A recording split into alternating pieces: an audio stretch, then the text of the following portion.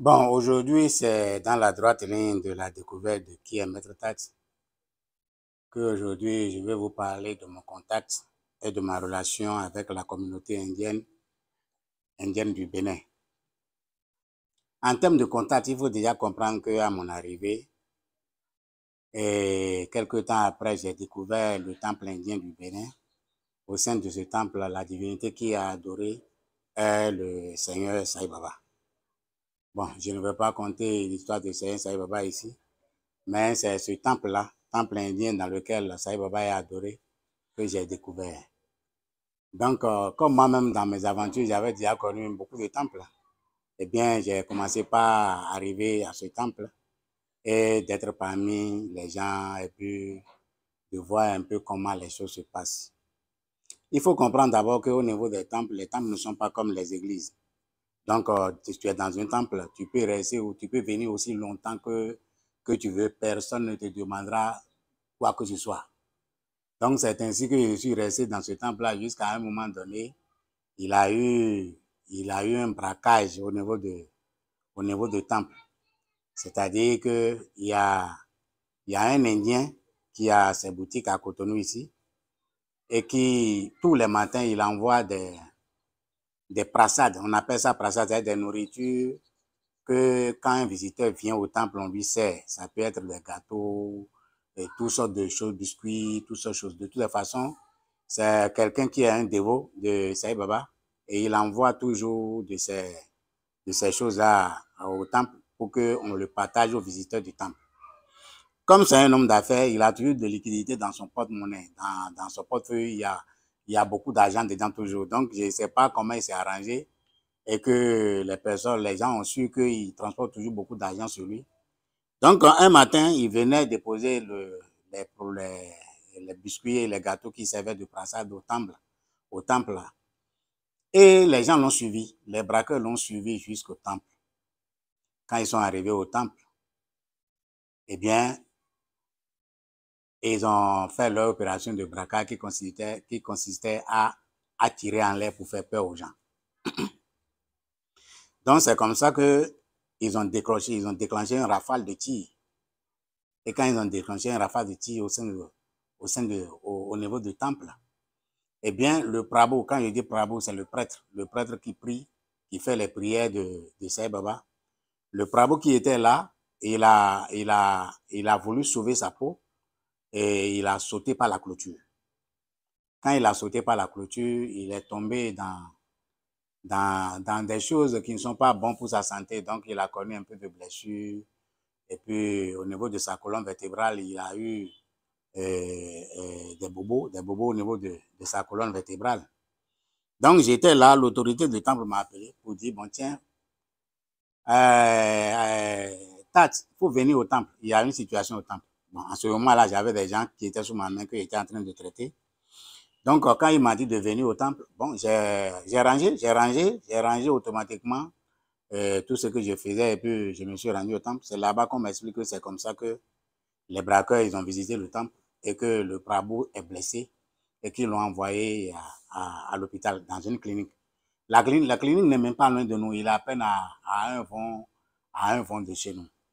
Donc, il est blessé aux colonnes vertébrales et puis quelques blessures sur pied, à certains pieds, il y a beaucoup de blessures sur lui. Donc de venir jouer le rôle de Prabhu en attendant que le prêtre, en attendant que le vrai Prabhu, c'est-à-dire le titulaire, se rétablisse et puis il reprend son poste.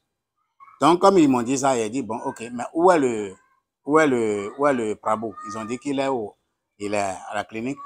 Et clinique, il n'y en a pas loin de nous, c'est clinique, on appelle ça clinique des Grâces. C'est juste à côté de nous là.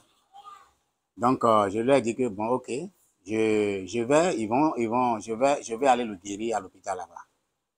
J'ai dit à l'autorité, bon, son nom c'est M. Sorenda. Je lui ai dit, bon, tiens, je vais aller le guérir là-bas.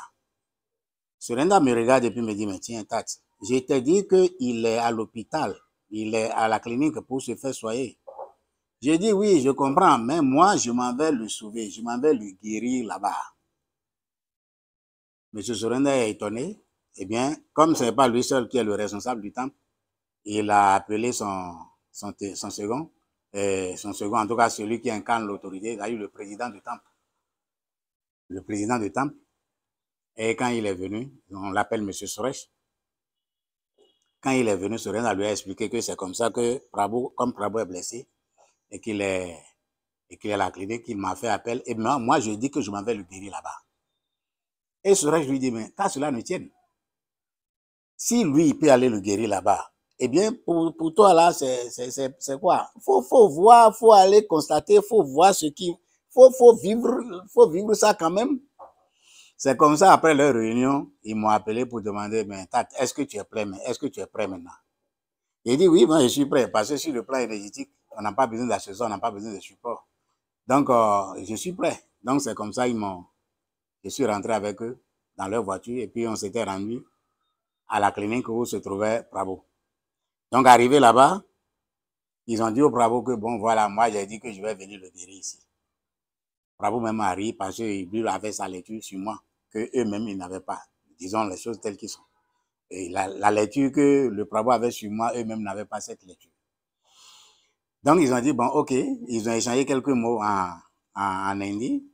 Il faut dire qu'en Inde, il y a beaucoup de langues, beaucoup de langues, hein. On peut pas tout maîtriser. Donc, ils lui ont dit que, bon, moi, je suis venu les guérir. Donc, quand ils ont fini d'échanger avec lui, ils m'ont dit, bon, ok, voilà, Prabhu, bon, va faire ton travail comme tu as dit. Eh bien, je me suis levé et puis je me suis approché de Prabhu, j'ai soulevé ma main et je lui ai apporté de l'énergie d'une façon un peu là. Je suis resté sur lui à peine pour 25 minutes. Après les 25 minutes, j'ai dit que j'ai fini mon travail. D'abord, il faut dire que quand on est arrivé là-bas, j'ai pris la radiographie qui était faite et j'avais vu que la colonne vertébrale était bougée. C'est-à-dire que sa colonne vertébrale s'est déplacée. Donc, il ne pouvait même pas se lever. Donc, il lui avait mis une guide pour se maintenir. Donc, quand je suis arrivé, j'ai pris la radiographie, j'ai regardé correctement. Et puis, j'ai dit, bon, ok, je vais le faire sortir de la situation. Donc, c'est comme ça qu'ils m'ont autorisé à agir, à faire ce que je sais faire. Donc, je suis monté sur lui. J'ai dit monter sur lui, je me suis levé, Prabhu a couché, et puis moi, j'ai soulevé ma main pour faire descendre l'énergie nécessaire qu'il lui faut. Donc, quand j'ai descendu l'énergie, à un moment donné, j'ai dit, bon, ok, c'est fini, j'ai fini mon travail. Il dit quoi? Parce que Suresh qui est à côté de moi, il ne comprenait rien. Surenda aussi, de l'autre côté, il ne comprenait rien. J'ai dit, mais tiens, tu as fait quoi? Il dit, non, j'ai fini mon travail. Ils ont dit, tu as fini ton travail? Il dit, oui. Ils ont fini mon travail? Il dit, oui. Donc, ils ont dit à Prabhu, dans leur langue, bon, il dit qu'il a fini. Comment tu te sens?